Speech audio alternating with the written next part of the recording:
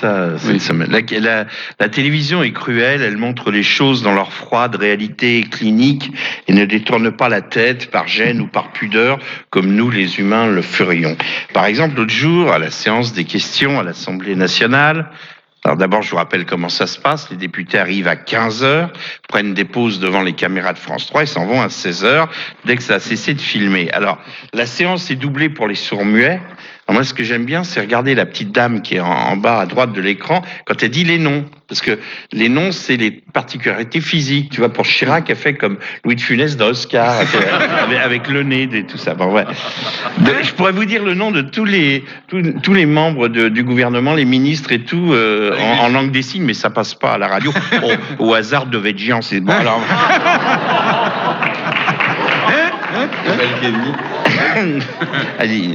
Alors, revenons à la séance des questions au gouvernement.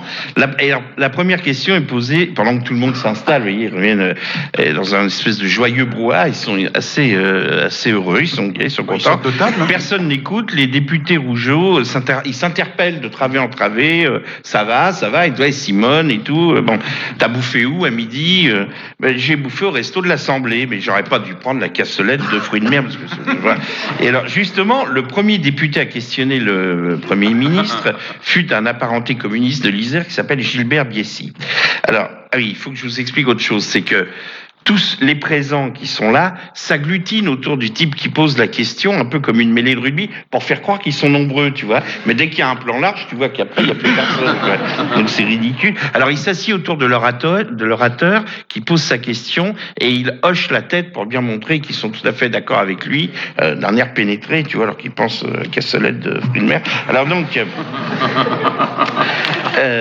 donc, première question de monsieur Gilbert Biessy qui interpelle le Premier ministre sur le nombre croissant de chômeurs en fin de droit et les expulsions. Enfin, c'est vraiment là, c'était un truc terrible, quoi. Sauf que le type était bien rougeau et tout ça. Et c'est là que la cassolette de fruits de mer lui a joué un tour. Ça, c'est vrai, hein, j'ai la bande chez moi, je vous jure que c'est vrai, sinon c'était ça n'aurait pas vrai. de sens. Car au moment où il prononçait le mot expulsion, il exhala un rot terrible qui lui fit dire cette phrase. Autant dit, non. Monsieur le Premier ministre, il est de votre responsabilité de prévenir le désastre humain que représente une expulsion. J'ai regardé la dame des sourds-muets, comment elle traduisait. Non, c'est juste le nez, là. Sérieusement, je pensais aux mecs, aux fins de droit, aux chômeurs, les mecs qui regardent ça, tu vois, en disant, peut-être qu'on va avoir un peu d'espoir. L'autre, il rien. Enfin. Alors, comme Raffarin était absent, c'est Sarkozy qui faisait office de Premier ministre. Et d'un côté, à sa droite, il y avait Roselyne Bachelot. Et Roselyne, bon, c'est une siesteuse. C'est pas de sa faute, vous savez. C'est un peu comme Raymond Barre. Donc, vous la voyez, elle contient, c'est terrible, les trucs. Elle fait des efforts de maxillaire pour contenir les bâillements et tout. Et puis, de temps en temps, elle met sa main comme ça, et elle met son visage comme ça sur ses doigts, et elle ferme les yeux, genre, je suis complètement imprégné du truc, je réfléchis. Sauf que, évidemment, évidemment, il arrive un moment où elle perd le contrôle, où elle s'endort vraiment, et elle se relève. Qu'est-ce que vous faites dans ma chambre? Oui, voilà, c'est...